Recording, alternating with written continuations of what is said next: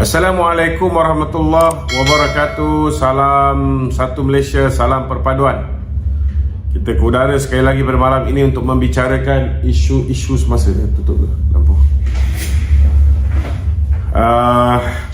Malam ni tuan-tuan, tajuk utama yang kita nak bincangkan ialah berhubung dengan kenyataan yang dikeluarkan oleh Muhyiddin Yassin ketika beliau berucap dalam parlimen hari ini, saudara. Ucapan-ucapan yang keluar daripada mulut Muhyiddin Yassin seolah-olah macam dengan duit dana yang berbilion ke beratus juta ke, kita tak tahu berapa jumlah sebenar yang disapu oleh mereka ni. Kalau ikut laporan daripada pihak SPRM, Adam Radlan mengatakan beliau antara orang yang menjadi orang tengah untuk kolek di antara 3 hingga 5%. Tetapi maklumat terkini yang kita terima, tuan-tuan, ianya di antara 8 campur 2%, iaitu 8% yang dapat pada individu tertentu dan 2% commission. Maknanya setiap projek ada yang sampai ke 10%, tuan-tuan. Itu sebab kita tengok mereka mempunyai kekayaan luar biasa. Namun kita tunggu akhirnya bila perkara ini dibawa ke mahkamah, kita tengok sebenarnya berapa persen yang mereka benar-benar terima. Saya yakin, tuan-tuan, saya yakin dengan dana yang sepatutnya ada kepada Muhyiddin ini, beliau mampu membeli beribu-ribu cermin untuk mencermin pada diri dia sendiri. Tapi macam tak ada cermin kat rumah dia, tuan-tuan.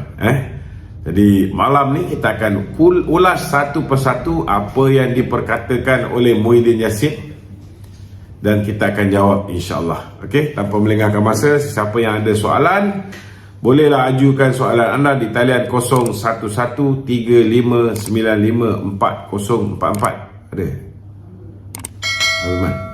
Si apa ni? Orang Korea saya tak? Tak. Habis nombor kat dia. Nanti suruh. Boleh ajukan juga kepada saudara Azman di talian 018 2668 274. Okey, silakan. Assalamualaikum, Datuk. Waalaikumsalam. Tan Sri Muhyiddin mengatakan bahawa tiada langkah-langkah yang komprehensif diambil oleh kerajaan perpaduan dalam menangani isu rakyat sejak beberapa bulan ini. Habiskanlah apa dia cakap tu. Itu apa dia? Kalau tak habis dia cakap pasal KWSP. Belum lagi. Okey.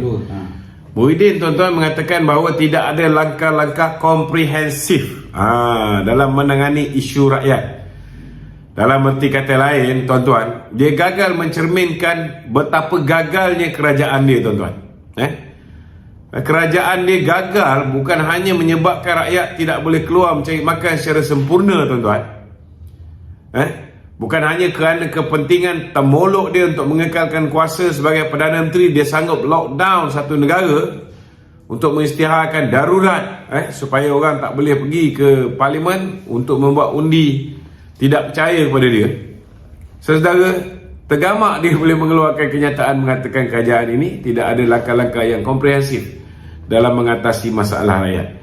Saya nak beritahu dengan tuan-tuan, saudara, apa yang Muhyiddin tak buat untuk menjanamkan ekonomi negara, menjanamkan masa depan rakyat, malah berapa ramai yang telah bunuh diri akibat daripada perbuatan Muhyiddin ni, tuan-tuan. Ramai gila menjadi mangsa, tuan-tuan. Tak pernah dalam sejarah hidup kita ni kita tak boleh keluar rumah cari pendapatan secara normal, cari pendapatan secara sempurna, yang mana yang terlibat dengan essential services pun, essential services ni, saudara, mereka juga drop di antara 40 hingga 80% perniagaan mereka sepanjang tempoh PKP bodoh, PKP setengah masak yang dilakukan oleh Muhyiddin Yassin. Dan hari ni dia boleh cerita tentang kerajaan gagal untuk mengambil langkah-langkah komprehensif. Saya nak beritahu tuan-tuan, selepas Datuk Seri Ismail Sabri ambil alih keadaan negara ni, alhamdulillah okey banyaklah berbanding dengan zaman kegelapan Muhyiddin Yassin, sebab sektor ekonomi sudah dibuka dan tidak ditutup lagi. Tetapi tuan-tuan, pada ketika itu satu kesilapan besar yang dilakukan oleh Datuk Seri Ismail Sabri ialah melantik Muhyiddin Yassin menjadi penasihat ataupun pengurusi Majlis Pemulihan Negara. Kita nak tanya dengan Muhyiddin, dia tengok tak cermin apa yang dia buat selaku pengurusi Majlis Pemulihan Negara dalam melakukan langkah-langkah komprehensif untuk menyelesaikan masalah ekonomi rakyat. Ada dia buat? Tak ada. Yang dia tahu dengan jawatan itu, dia gunakan private jet, turun ke sana, turun ke sini, sekejap ke sana, sekejap ke sini, pergi kempen di Johor pun dia pakai private jet dengan menggunakan jawatan dia ni. Jadi hari ni sebelum dia bercerita pasal hal orang lain, lebih baik dia cermin muka dia sendiri sebagai bapa kepada segala bapa yang telah menjahanamkan ekonomi negara. Tak pernah ekonomi sejahanam seperti mana yang berlaku zaman Tan Sri Muhyiddin Yassin. Ini belum lagi probe ataupun siasatan ke atas 600 bilion yang dibelanjakan tanpa dibawa ke Parlimen. Kemudian daripada 600 bilion itu, yang dia tak faham-faham bahasa, saya dah ulas banyak kali, bukan pertuduhan ke atas dia itu berubah-ubah. Ini kena faham.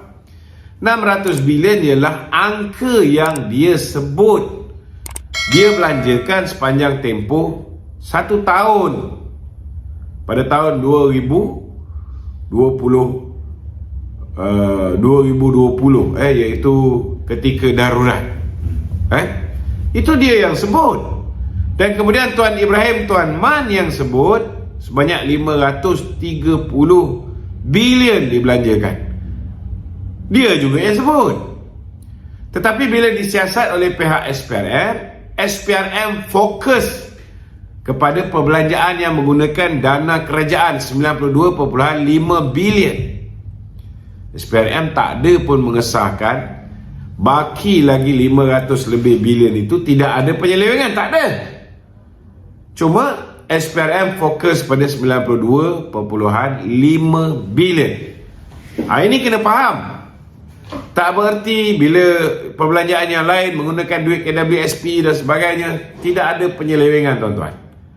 Ini yang cuba dilakukan oleh Muhyiddin Yassin, memutarbelit, termasuklah Raja Petra Pekak ni. Dia ingat orang tak faham. Sama juga bila Datuk Seri Anwar Ibrahim mengatakan 300 juta.